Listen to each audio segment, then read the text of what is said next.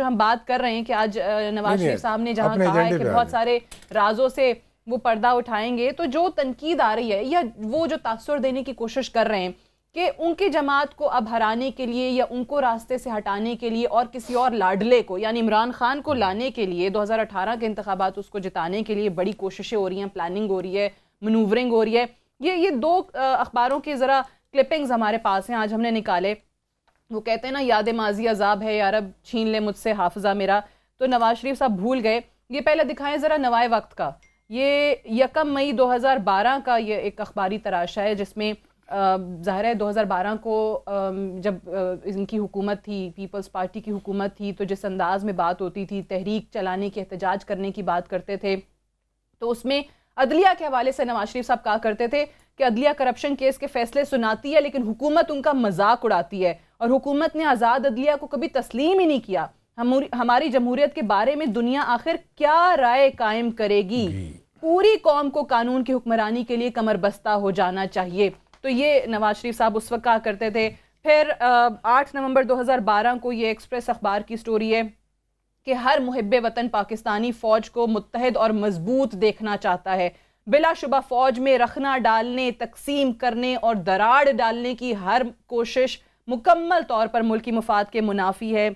आइन की तशरीह के हवाले से अदलिया का इख्तियार हतमी है। किसी भी शख्स की हैसियत, नाम और मकाम से कतई नज़र उसके जुर्म की सज़ा देना अदलिया की आइनी जिम्मेदारी है। अदलिया को कमज़ोर करना आइनो कानून से खेलने और मुल्क को जंगल बना देने के मुतरादिफ है, और फ़ौज को कमज़ोर करने की हर कोशिश मुल्क की दिफा को कमज़ोर करना है। मलिक साहब, ये अपनी कई भी बातें भूल गए, और वो भी इतनी जल्दी नहीं। देखिए, मैं इसमें जो आपसे जिस चीज़ की वजाहत ज़रूरी समझता हूँ, एक तो मैं शुक्रिया अदा करता हूँ गोंदल साहब का कि उन्होंने मुझे रेस्क्यू किया, वाकई रेस्क्यू किया। सर इसमें नहीं करेंगे प्रेस कॉन्फ्रेंस वाले में तो कर लिया, इसमें नहीं करेंगे। नहीं, देखिए, इसमें मेरी बात जो है उसमें मेरी अपनी एक कन्विक्शन है, और वो मेरी कन्विक्शन ये है कि सुप्रीम कोर्ट की एक अपनी हैसियत है, वो किसी के कहने या ना कहने से मुतासिर नहीं होती। सुप्रीम कोर्ट एक आईनी अदारा है, एक ऐसी आर्म है जिसके ऊपर किसी का कोई असर होता नहीं है। और उस सुप्रीम कोर्ट के अंदर अगर कोई और शख्स जाता भी है, चाहे वो उसी बार और बेंच के अपने तनासुब में भी जाए, तो वो उसकी असिस्टेंस के लिए जाता है।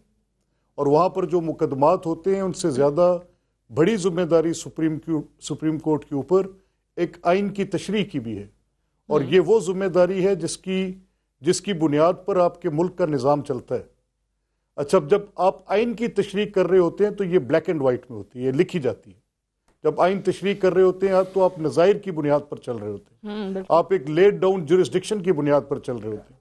तो इस मामले में मेरी पहले वाला मौका दुरुस्त था या आज वाला दुरुस्त है? हाँ, मलिक साहब नोज दिस आर्ट के वो जो बात करते हैं उसमें मैं ज्यादा कंसर्न्ड मैं ज्यादा कंसर्न्ड सुप्रीम कोर्ट की उस तशरीह पर हूं जो वो सुप्रीम कोर्ट इन्हीं नुक्तों पर, इन्हीं नुकात पर जो कि कानूनी नुकात थे, सुप्रीम कोर्ट का पहले का मौक़िफ़ क्या था और आज का क्या, मैं उनसे ज्यादा कंसर्न्ड।